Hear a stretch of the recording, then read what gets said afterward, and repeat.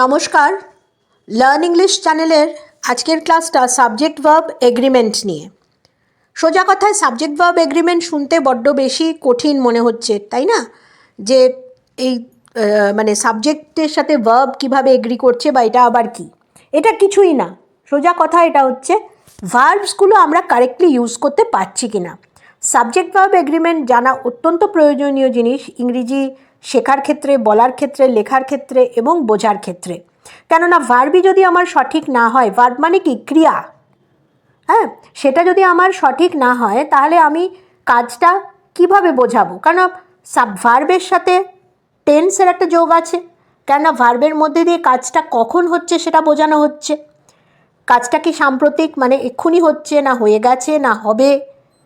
তাহলে past, present, future, these three things are determined, are actually showed by the verb. The verb indicates this. ভার্বটা কিন্তু এটাই indicate করে যে কাজটা, সেই ক্রিয়াটা কি প্রেজেন্টে হচ্ছে, না পাস্টে হয়ে গেছে, না ভবিষ্যৎ মানে ফিউচারে হবে। সুতরাং ভার্বটা এগ্রি করতে হবে সাবজেক্টের সাথে। সাবজেক্ট মানে বাক্যের কর্তা। The man is walking on the road, এখানে সাবজেক্ট হচ্ছে দ্য ম্যান। আমরা subject verb agreement, subject predicate নিয়ে না আমার অনেক ভিডিও দেওয়া আছে, একটু দেখে নেবেন। যারা চ্যানেলে নতুন এসছেন তারা আগের ভিডিওগুলো দেখবেন, তাতে প্রত্যেকটা ইংরেজির প্রত্যেকটা দিক নিয়ে কিন্তু আলোচনা করা আছে ক্লাসগুলোতে।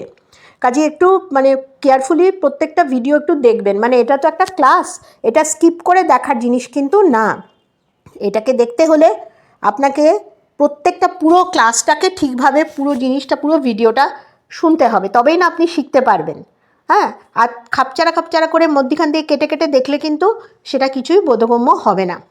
আর যারা পুরনো আছেন তারা তো সাথে থাকবেন, আর নতুন যারা আছেন তারা সাবস্ক্রাইব করবেন, লাইক, শেয়ার, কমেন্ট করবেন। তাতে বোঝা যায় যে আপনাদের কী ধরনের ভিডিও প্রয়োজন বা কী ধরনের ভিডিও দিলে সুবিধা হয়। আর ইংরেজি বলা, লেখা, বোঝা সংক্রান্ত যে কোনো অসুবিধা হলে নিচে কমেন্ট বক্সে অবশ্যই লিখবেন, আমি কিন্তু উত্তর দেব।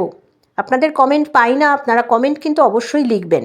আপনারা যারা দেখেন ভিডিও তারা অবশ্যই ডাউট থাকলে একদম মানে নির্দ্বিধায় লিখবেন।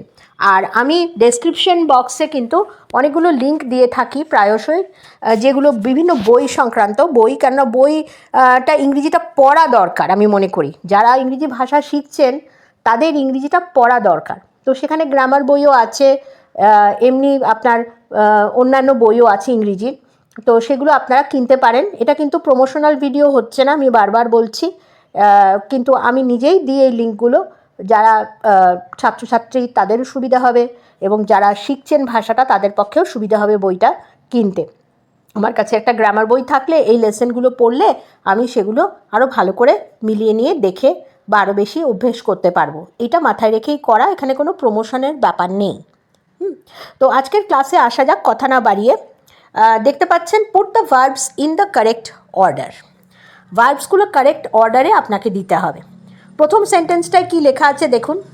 প্রথম সেন্টেন্সটায় লেখা আছে when a camel go, ব্র্যাকেটে আছে go on a long journey, it carry, ব্র্যাকেটে আছে its food with it। তাহলে এটা যদি আপনি ঠিক করে পড়েন, when a camel go কি হয়? হয় না। কেন? Third person Camel, singular number, সুতরাং ভার্বে কিন্তু সবসময় একটা এস যোগ হবে। তাহলে কি হবে? গোজ। দেখুন এইখানে আনসারটা দেওয়া আছে, when a camel goes on a long journey it carries its food with it। Carries হবে এই জন্যে যে ক্যামেল কিন্তু থার্ড পারসন সিঙ্গুলার নাম্বার, এবং থার্ড পারসন সিঙ্গুলার নাম্বারে কিন্তু আমরা সবসময় ভার্বের সাথে এস যোগ করি। ফর ডেজ বিফোর ইট, একই জিনিস, স্টার্ট না, starts it's journey. A Camel does হবে নাথিং, এটা ডু আছে, এখানে আনসারটা লেখা নেই, এটা নোট করে নিন। এটা হবে DOES। A camel does nothing but eats and drinks. Eats and drinks. On its eats and drinks, full stop. It eats, eat হবে না, it eats so much that a hump of fat rises, rise হবে না, rises on its back. The camel's body use হবে না, uses up this fat during the long journey। তাহলে এই সেন্টেন্সটাতে আমরা দেখলাম যে যাহাতক থার্ড পারসন সিঙ্গুলার নাম্বার ক্যামেল আছে, প্রত্যেকটা ভার্ব কিন্তু এস যোগ হচ্ছে, প্রত্যেকটা ভার্বে, আর ডুটা ডাজ হয়ে যাচ্ছে, আদারওয়াইজ সেন্টেন্সটা রং হবে। তাহলে আমি যদি এইরকম একটা সেন্টেন্স লিখি ওপরের সেন্টেন্সের মতো, সেই সেন্টেন্সটা কিন্তু ভুল হলো, সেটা ঠিক ইংরেজি হলো না। এবার দেখতে পাচ্ছেন সাবজেক্ট ভার্ব এগ্রিমেন্ট কতখানি দরকার। যাহা তো ক্যামেল সাবজেক্ট, সেটা থার্ড পারসন সিঙ্গুলার নাম্বার, প্রত্যেকটা ভার্বের সাথে এস যোগ হচ্ছে। Fine. We go on to the next one. A number of students have been punished. এখানে have হবে, কেন হবে? স্টুডেন্টস আছে, নাম্বার অফ স্টুডেন্টস মানে লার্জ নাম্বার বোঝাচ্ছে, তাই না? সেখানে প্লুরালিটি বোঝাচ্ছে, একের অধিক বোঝাচ্ছে, সুতরাং হ্যাভ হবে। নেক্সট সেন্টেন্সে যাচ্ছি, the number of students attending school has increased from 500 to 600. এটা কিন্তু হ্যাজ হলো, কেননা এখানে দ্য নাম্বার বোঝাচ্ছে।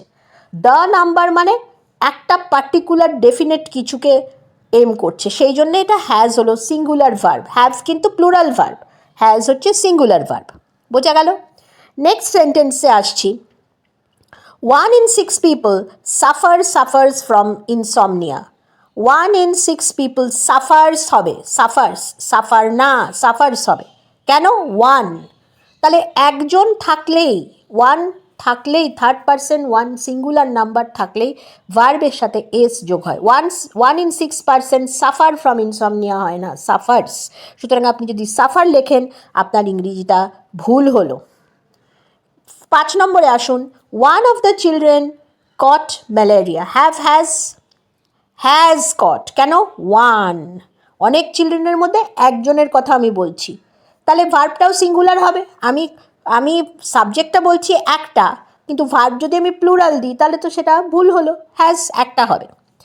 নেক্সটটায় চলে আসছি 6 নম্বর, there was a lot of people at the party. There were a lot of people. পার্টিতে ন্যাচারালি অনেক লোকের সমাগম হয়, তাই না? সুতরাং ভার্বটা সিঙ্গুলার হবে না, ভার্বটা প্লুরাল হবে। ওয়ার হচ্ছে প্লুরাল ভার্ব, ওয়াজ হচ্ছে সিঙ্গুলার। তাহলে আ লট অফ পিপল এটা হচ্ছে কর্তা, তার সাথে ম্যাচ করবে তো ওয়াজ না। সুতরাং বুঝেছেন এবার এগ্রিমেন্টটা কি? এইটা হচ্ছে এগ্রিমেন্ট, ম্যাচিং। যেমন আমরা সঠিক জামাকাপড়ের সাথে সঠিক জুতো পরি, তাই না? সেটা ম্যাচিং হয়, ঠিক কি না? সেরকম এখানেও তাই, কর্তার সাথে যদি ভার্বটা ম্যাচ না করে তাহলে সেটা কিন্তু ভুল হলো। 7 নম্বরে আসুন, most of my luggage are still missing. Most of my luggage কিন্তু একটা হিসেবে ধরা হয়, লাগেজ কিন্তু 2-3টে হিসেবে ধরা হয় না। আপনি 4টে সুটকেস নিলেও আপনার লাগেজ ওই 4টে সুটকেস মিলিত, সেই জন্যে ভার্বটা হচ্ছে আপনার singular is. The scissors are on the table. এবার সিজার্স কিন্তু একটাই, কেননা মানুষ যখন কিছু, আমি সিজারের ব্যবহার করি তখন আমি একটা সিজারই ব্যবহার করি, তো তা কিন্তু যাহাতক সিজারের 2টো পা আছে, তাই না? যেটা দিয়ে আমরা কাটি তার 2টো লেগ হয়, সেই কারণে আর হচ্ছে। বোঝা গেছে? তাহলে সিজার্স যখন, সেটা কিন্তু সিজার্স করে আমি বলি, কিন্তু তাতে কিন্তু আমি মানে মিন করছি দ্য সিজার বলি না, scissors are on the table. 10 miles are a long way to walk. 10 miles is a long way. 10 miles একসাথে ধরা হচ্ছে একটা ডিস্টেন্স, সেই জন্যে ইজ হচ্ছে। বোঝা গেছে? The news were better than expected. News was হয়, নিউজের কোনো প্লুরাল হয় না। NEWS, নিউজ মানে অনেক নিউজ, আবার নিউজ মানে একটা নিউজ। সেটার সাথে ভার্ব সবসময় ওয়াজ হবে, মানে সিঙ্গুলার ভার্ব হবে।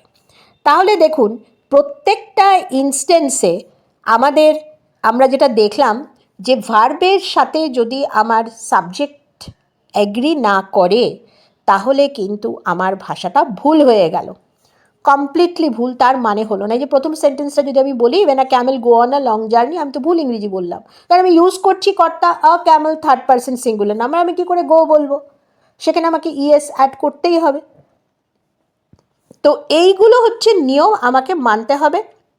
মেনে কথা বলার সময় হোক, লেখার সময় হোক, কাউকে বোঝানোর সময় হোক, এগুলো একদম ইন্ডিসপেন্সেবল। এইগুলো ছাড়া আপনি চলতেই পারবেন না। সুতরাং সাবজেক্ট ভার্ব এগ্রিমেন্ট মানে এইটাই। নামটা খুব একটা বিশাল বড়, শুনলে মনে হয় বাবা কি কমপ্লিকেটেড, কিন্তু কমপ্লিকেশন কিন্তু কিছুই নেই, এটা কিছুই না। ভার্বসগুলো কারেক্টলি ইউজ করা সাবজেক্টের সাথে। আই অ্যাম, আই আর হয় না, কিন্তু ইউ আর হয়। হ্যাঁ, তাহলে ইউ এর সাথে যদি আমি ইউ ইজ বলি সেটা ভুল। এইটাকেই বলে সাবজেক্ট ভার্ব এগ্রিমেন্ট। এটা একটা রুল, এটা আমাকে মেনে চলতে হবে।